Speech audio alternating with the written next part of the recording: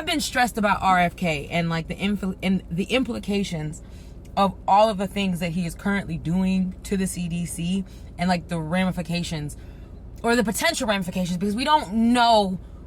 We have an idea, but we don't fully know exactly what it's going to be. So like, let's talk. I'm demolishing the ACIP, which is a panel of experts that advises the CDC on what vaccines we need to be doing. Now, he destroyed this panel by stating that the people on this panel had too many conflict of interest, and because of those conflict of interest, it is causing the public distrust in vaccines. So he got rid of them so then the public can have more trust in the vaccine. Why this is bullshit is because the people that he has replaced on the board, let's first start off with, to get on that board, you got to go through a whole bunch of scrutiny. So all of your conflicts of interest are talked about or they're already disclosed before you even get on that panel.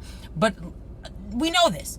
So now let's talk about the people that he put on the panel. The people he put on the panel are staunch anti-vaxxers, are staunch people who have no science degree, have no degrees in like vaccines, infectious disease, none of those sort of things, anything to do with medicine or science. These people have not. But what they are known for is actively spreading lies that have been debunked, mainly lies about how vaccines cause autism. You have a panel of people who don't believe in vaccines. How is that going to restore people's trust in vaccines? Shouldn't you have a panel of people who believe in vaccines and maybe don't believe in vaccines? If you're going to say that like we need these conflicts of interest, if we're going to try to be as unbiased as possible, wouldn't you have both on there instead of getting rid of the people who have medical and science degrees and filling the board with people who are just yes men to what you already believe? On top of the fact that he stopped recommending vaccines for COVID vaccines for pregnant women and healthy children, all under the guise of his distrust of mRNA. And let's discuss mRNA just a little bit.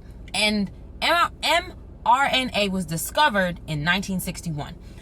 I would say they started like doing research and development into mRNA in the early 2000s. Mind you, COVID was discovered in 2002 by Dr. Fauci. But because not that many people were affected by COVID at the time, they were like, we're not really going to put that much research funding into it. But they were still researching mRNA, which is what is in the COVID vaccines. Like, that is what Moderna came up with. And because of their research into the mRNA and because of the COVID vaccine, they are very close, like closer than we've ever been, to having vaccines for not only cancer, but HIV. The reason why what he's doing is problematic is because he's cut funding, $500 million of funding for COVID and the flu vaccines with mRNA, because he says that he doesn't see where mRNA vaccines actually help respiratory infections like COVID and the flu. One, it is dangerous and inaccurate, I believe, and I believe all scientists have said this as well,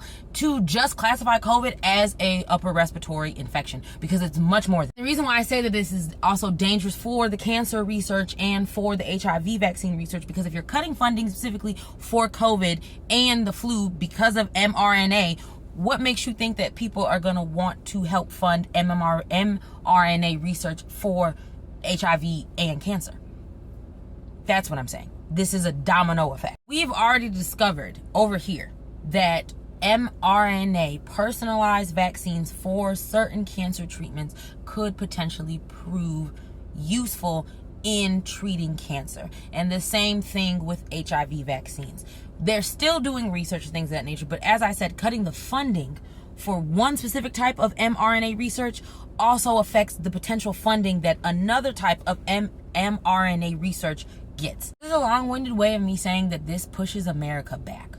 And granted, America has already pushed herself back many a times, and I will confidently say racism is at its core every single time. But this will just push you back even more, on top of endangering your children. And granted, a lot of you really want to argue about the whole vaccine thing, which I will not do. I will not argue with people about science-backed information. I will not argue with you about that. But like, actively, it's not far-fetched to say that currently the way the CDC and who's running the CDC, it's not far-fetched to say that at some point they'll recommend to the insurance companies that your kids don't need any vaccines at all.